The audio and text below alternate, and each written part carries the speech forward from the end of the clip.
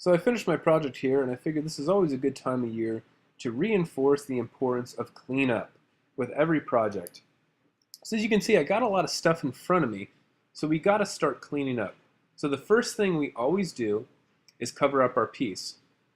Now I'm going to go ahead and put my piece on this tray, but it's going to be hard to get in and out of the bag. So what I'm going to go ahead and do is lay the bag down flat, put the piece inside of the bag, and then bring the bag up, over, and around the piece.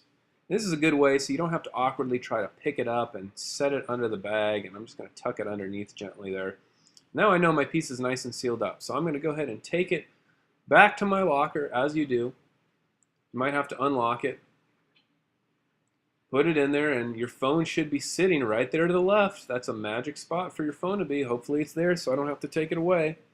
I'll close my locker for now, keep it unlocked. Then I'm going to go over here, and the next thing I have to do is clean my tools.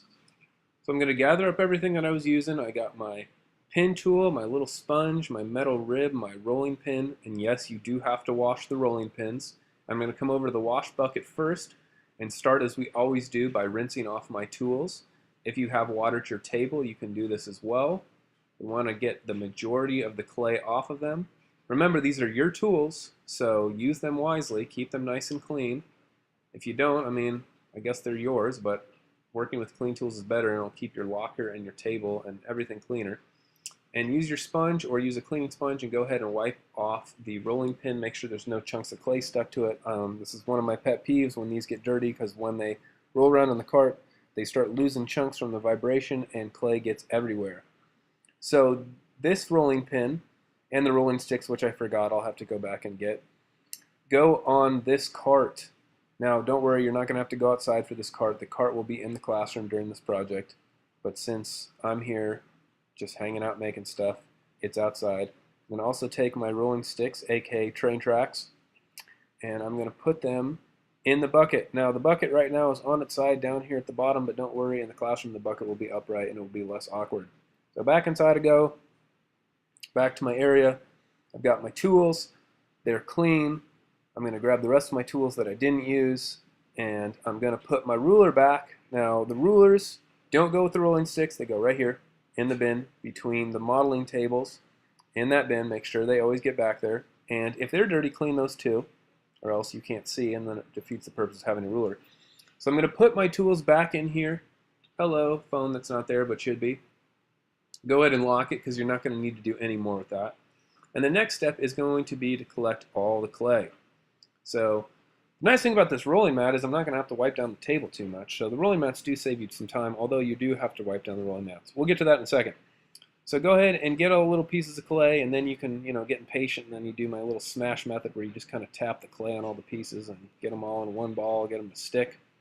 Do the best you can to get all of them off. And remember, your slip pot can go right back in with the clay. And since this is pugged clay, it's going to go right back in the pug mill. So I'm going to go ahead and crank that boy open, put it in there, shut it. Now remember, if other people around you cleaning up, you can just leave it open. It's not a big deal. Then I'm going to take out my water, dump it in the wash bucket.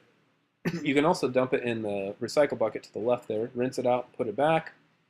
Then I'm going to go to my mat. Now, whatever you do, do not shake out this mat. Once they dry out time after time, they'll get a lot of dust in them. You can put them in the recycle bin, which I should have dumped my water in the first time, and just gently shake them out there if there's any loose pieces, but don't smack them like you're trying to dust out a rug. Remember, silica dust shouldn't be in the atmosphere. It's not good for us. So you can lay it back down and just wipe it down the same way you would with the table. Get a damp sponge. In my case, I'm soaking this thing, but it doesn't need to be that wet. And you can just wipe it down. Now, the reason why we don't want to wash these is because several people are going to have to use these throughout the day, and if they're wet, it kind of defeats the purpose of them. So we want them to dry out pretty quickly. So just wiping down the surface is fine. We'll give them a deep clean periodically throughout the semester and just leave them out to dry, because they do get very nasty. So the cleaner you can keep them on the daily is going to help us keep them cleaner in the long run. You just put it back on the stack of them back there.